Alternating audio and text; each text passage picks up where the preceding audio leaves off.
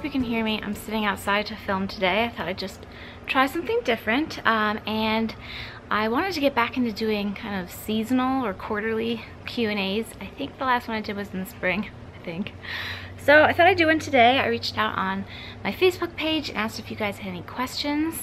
I haven't really looked at them, to be honest. I haven't had a chance. I usually like to kind of look at them first to see what's the most popular. So I'm just going to start at the beginning and see what's most thumbs up. Just at first glance, it looks like a lot of it has to do with the baby that we're expecting in February, our little baby boy. And I answered some of those questions in the first trimester recap video, which I will throw up in a card for you if you guys want to see it. But I will answer as many as I can in the time that I have, and let's get started. Okay, first one right off the bat. Any baby names for your little boy yet? We've actually had a little boy name, a very specific, like one name, not even options, picked out since well before we even started trying having Charlotte.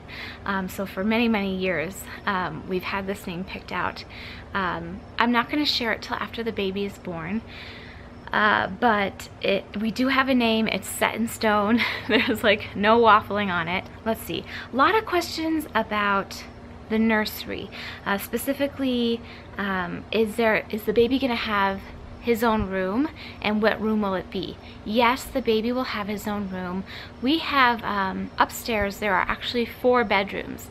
The master bedroom, Charlotte's room, what's serving as a guest room right now, which we honestly never use because our entire family basically lives near us, and then my office, which we converted from a bedroom to my office.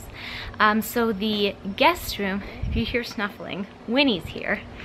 Say hi, Winnie. She's been snuffling her face, so she's a little, she's just pushing her face against the cushion. So she doesn't look quite as coiffed as usual, but yes, that guest room is going to be converted into baby boy's room, and it is literally right next to Charlotte's room and right across from the kids' bathroom. So that makes the most sense for right now for our family dynamic. The 2 rooms are basically the same size, and they're next to each other, and it's very close to the kids' bathroom. So that's the room we're going to be transforming. Honestly, we really rarely use it as a guest room because, like I said, most of our family lives really close to us, and I feel like over the years sometimes our friends have stayed there and whatnot, but I don't know, we're not going to have a guest room for right now. We have an air mattress, like in the case that we need one, but we have so much family around that if somebody's coming to visit, they can, you know, stay at our in-laws' house or whatever. We could definitely set up like a makeshift guest room in the basement with the air mattress or whatever. I just don't think that's really important to us in our house right now to have a guest room, so that's gonna work out great. And then I've also gotten questions about a theme for baby boy's room. I touched on this a little bit in that Target vlog, the Holland vlog I did, but I just started thinking about it a little bit, and I kind of want to go with an elephant theme. So I'm thinking like very pale gray blues and shades of gray, but light, so it's bright. I don't know yet though. That's my first. I'm inclined to do that. The other thing would be to do sort of like almost like a teddy bear theme, but not cutesy. I don't know yet, but I'm kind of leaning towards the elephant theme because I love the elephant kind of idea. Let's see. I talked about the differences between my first trimester with Charlotte, when I was pregnant with Charlotte, and then with this baby, has been basically night and day. So I'm not going to touch on that here because I already talked about in the first trimester recap. But just to sum up, I have been much sicker and more tired this time around. I think anybody who has a toddler and is pregnant is going to feel that way automatically, just because you just have so much less time and energy resources. But yeah, it's been night and day kind of differences between the two. And then I was asked, did you have any infertility treatments with your second pregnancy? No, and I did touch on this in the first trimester recap too. We actually were able to conceive on our first try, which I wasn't expecting at all. And I was kind of bracing myself to go through a longer process and possible infertility, treatment, but we were very blessed and didn't have to do that. I'm getting a lot of questions about the Disney Vacation Club. I mentioned on my Instagram that we recently became members. I will talk more about it, but honestly, we just became members and we haven't traveled there as members yet, so I don't have a lot of experience to share with you. I think after a couple of years and we've had some time, we're not planning a trip for next year. We're squeezing in a trip in November because of just the way that the points worked out. We wanted to be able to use the points that we wouldn't be able to bank because we didn't want to lose them, so we're squeezing in another Disney trip this year. I know it's crazy, but they would have gone to waste otherwise. So we're doing a kind of a quicker trip in November, and then I think we're gonna bank our next year points for the year after. So when Charlotte is 3 and the baby is 1, that's the first time that we'll go together as the family of 4. So in 2019, that's sort of what we're thinking right now. That might change, I don't know. But we took Charlotte when she was just over 1. She was like 14 months or whatever, and it was great. We had a great time. So I think that's gonna kind of work out. We'll see. We'll see. I got a great question about traditions I'm planning with my kids that are holiday related. You guys know I'm all about traditions. I'm kind of letting those unfold naturally. We have a lot of family traditions. Christmas Eve we spend all together as a family. At Christmas we definitely do just our own thing at home in the morning, and then we're with my family in the evening. When I say Christmas Eve we spend all together, I mean both sides of the family. Usually if everybody's around, we like to go to Utah when we can after Christmas, between Christmas and like the first week of, you know, for a couple weeks after that. We're not going to be doing that this year because I'm going to be very heavily pregnant, and it just doesn't make sense to travel that close to, you know, my due date. But that's definitely a tradition. Things that I would like to kind of build in as the kids get older would be probably going to things downtown, like going to see A Christmas Carol. That's kind of a scarier show, I think. So maybe when the kids are a little bit older, you know, going to special Christmas brunch somewhere downtown and making like a day of it, going to brunch, then going to the theater together, or dinner or something like that. My mom and I used to go to the Macy's, what was that room called? The Macy's on State Street has this like restaurant there. They have this big tree and they do this Christmassy kind of lunch every year. So that would be something when the kids are a bit older. I'd love to include them in with my mom. She really enjoys that. Well, I can't remember the name of that room. I can't. It's like escaping me. And then lots of things at home, you know, baking cookies. I definitely want to get into a practice with an Advent, kind of an Advent tradition. Decorating the tree. We always do the weekend after Thanksgiving, so I want to keep up with that tradition. And kind of decking out the house right after Thanksgiving, kind of getting all into the mood right before December starts, so we have the whole month to enjoy the cozy holiday like vibe in the house. I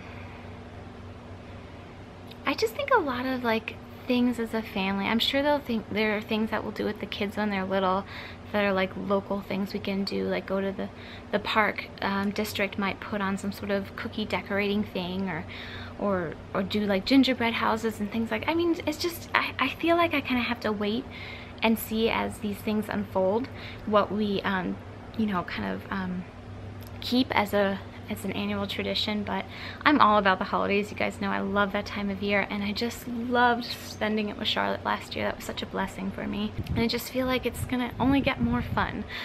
So yeah, I hope that kind of answered your question. Those are sort of the first things I can think of. I got asked if I'm going to try and homeschool my children when they reach school age.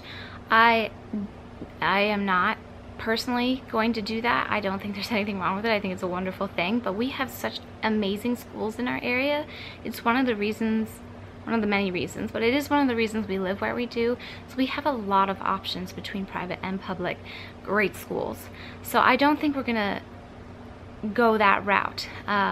But you know, in a different circumstance, in a different, you know, if we were in a different, I don't know, in a different life, I would definitely do it. It'd be something I'd be all for, but just with the way things are now, I don't think that's probably not going to be something that we're doing. I was asked about traveling on a plane with Charlotte and how I manage that, because we have flown quite a bit with her over the course of the last, you know, year and a half or whatever.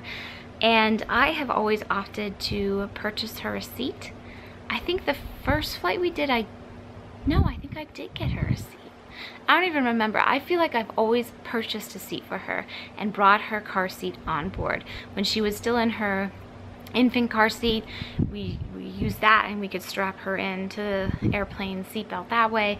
And now, you know, since she's transitioned into a convertible car seat, I put that in both. You know, both I've done rear facing, just like in the car. You're supposed to put the car seat in the airplane seat exactly the way you do in the car. So if your child is, you know, whatever is over 2 or whatever it is, even later now, you can do forward facing in the car seat in the plane. But I just stick to what I do within the car. It is a hassle to lug the car seat onto the plane. And you have to pay for the seat, and that can be very expensive.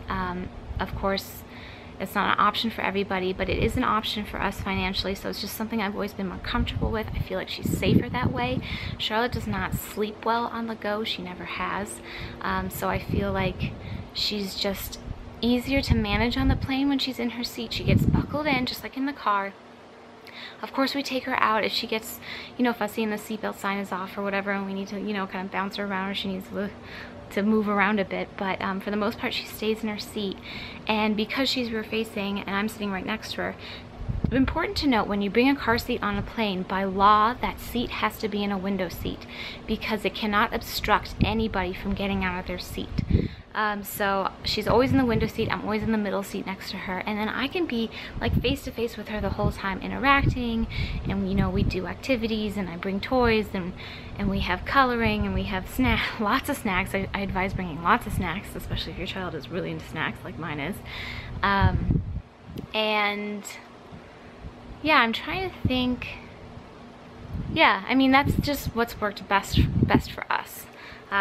So that's how I travel with her, and I plan to continue traveling with her like that until she's able to sit properly in the seat by herself, and it feels safe and right. So I don't know how long that will take, but we'll find out. I was asked, will I still be doing my seasonal home decorations, meals, and organization videos? I do try to do those when it makes sense and when it's possible. I know I haven't been able to do that quite as much over the past, you know, couple of years, but it is something that I still consider part of my active content and something that I look forward to doing. I share with you guys whenever I organize or redo something in my home. I always share, and when you're not seeing an organization video from me, it's because I'm not organizing anything in my home at that moment. I don't organize or reorganize for the sake of reorganizing, just to have something look new or different. If it's functioning for me, then I don't feel the need to change it. And a lot of my organization systems that I implemented, you know, since we've lived in our house over the past 10 years have continued to work. And so that's why I don't post like a ton of organization videos, because I only have my home to work with, and I don't feel the need to reorganize something just to make a video about it. Not that there's anything wrong with that. If that's your shtick, that's cool, but that's not really my shtick. I show you guys my real life, like how things are happening and going and doing or whatever in my real life.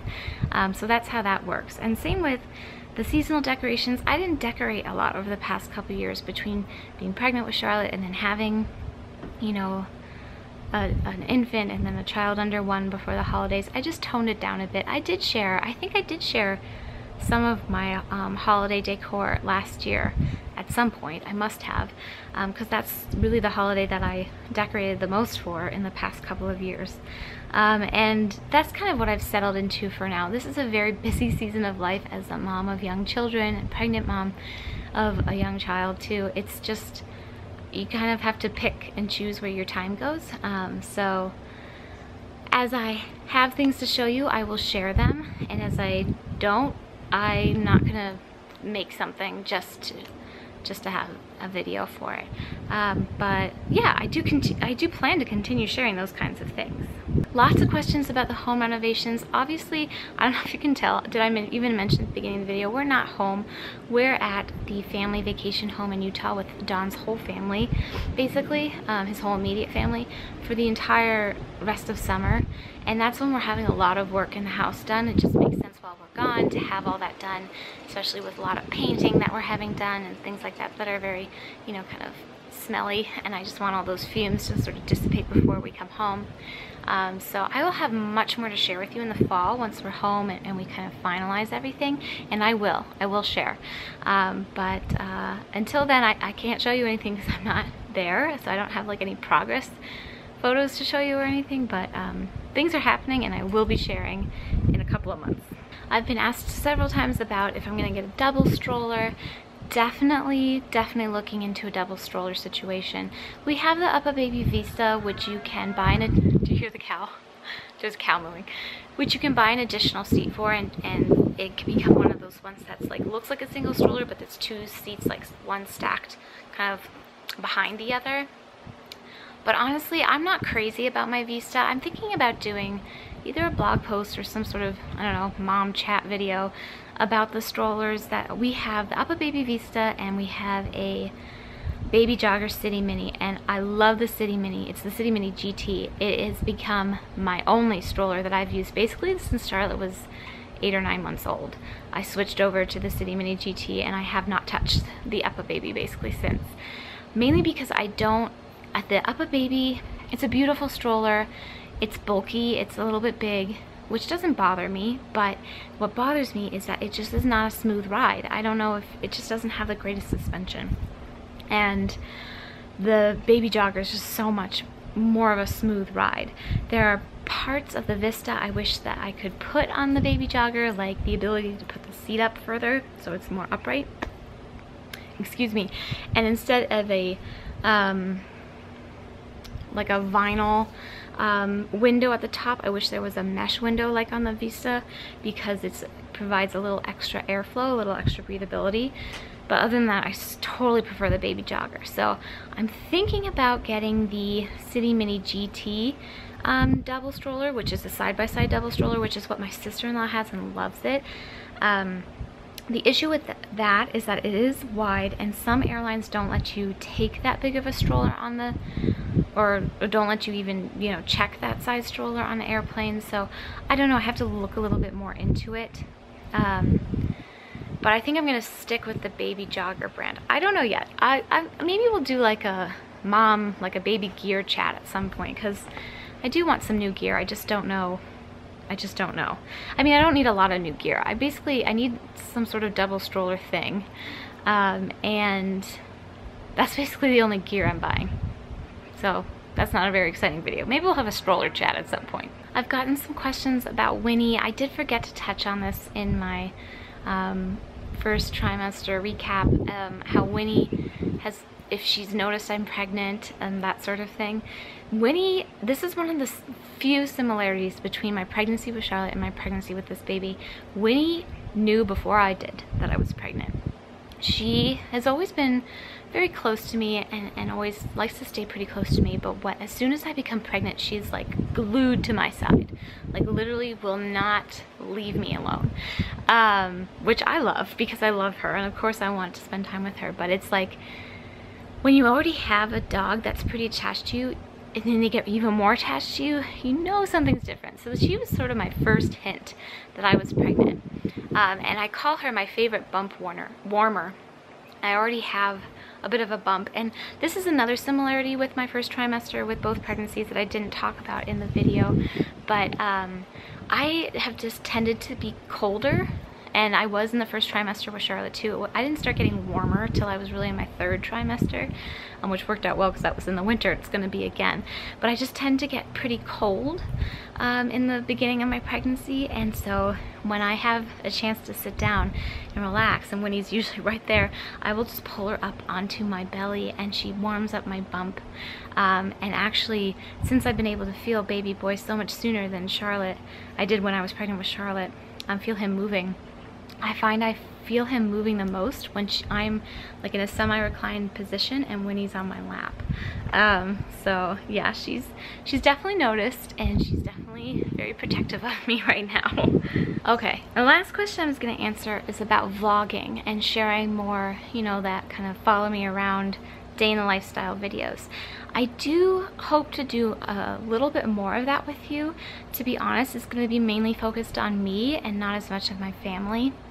I've just, over the years, with certain things I've learned and things that have transpired and all that, it's just a little bit harder to vlog because I'm around my family all the time, especially my daughter, and I don't know how to separate that well. When I can, then I do, but at the same time, it's like I know you guys want to see them, and I feel kind of bad for not showing them, but I have to ultimately decide, you know, I ultimately have to choose my feelings about protecting them over what I know you guys want to see. As much as really prioritize and take into consideration, like serious consideration, what you guys want to see. So vlogging has been a little bit difficult, and also I feel just kind of like weird just vlogging myself when I have such like an active family life. I don't know, it feels a little, I want to say narcissistic, but I know that's just part of what I do, and that's just part of it. So I don't know, I would like to share more, but when I vlog, it's gonna be mainly just me, and I don't know how interesting that is, to be honest, because I'm like the dullest person on the planet. So it's also getting really windy, so I hope this isn't affecting the audio on this, and I apologize if it is. But I don't know is the answer. I'd like to, and I will try to vlog a little bit here and there, like that Target vlog I did. That was kind of fun for me to do, and if you guys like that, I can do more things like that. Maybe like going to Whole Foods, that sort of thing, kind of everyday stuff. But again, it's like very limiting when I'm very, you know, in a very active family life to find things to film that just involve me, because most of the time I'm not alone. So I am navigating that and trying to figure it out, but I'm thinking about you guys, and I would like to share more in that way. Oh, the wind. I hope this whole video isn't like that, because oh boy, that would be sad. Anyway, that's gonna wrap for today. I'm sorry I didn't get to everybody's questions. There were a lot more questions than I anticipated. Of course, there usually are, but most of them were about the things that I talked about. So hopefully I answered a lot of your questions with the topics I touched on, and I will do this again in the fall, and I will try to do a little bit more advanced planning so I can get to more questions that I haven't answered before for you guys. But anyway, thanks for sending in your questions, thanks for caring and being involved, and thank you so much for your amazing response again on the pregnancy. I'm blown away, my family's blown away, you guys are amazing, and I just feel so blessed to be able to share this part of my life with you too. It really is special to me, and like kind of like crazy to think about, but in a good way. But anyway, I hope you all well, and I will see you real soon. Bye you guys, thanks for watching, take care.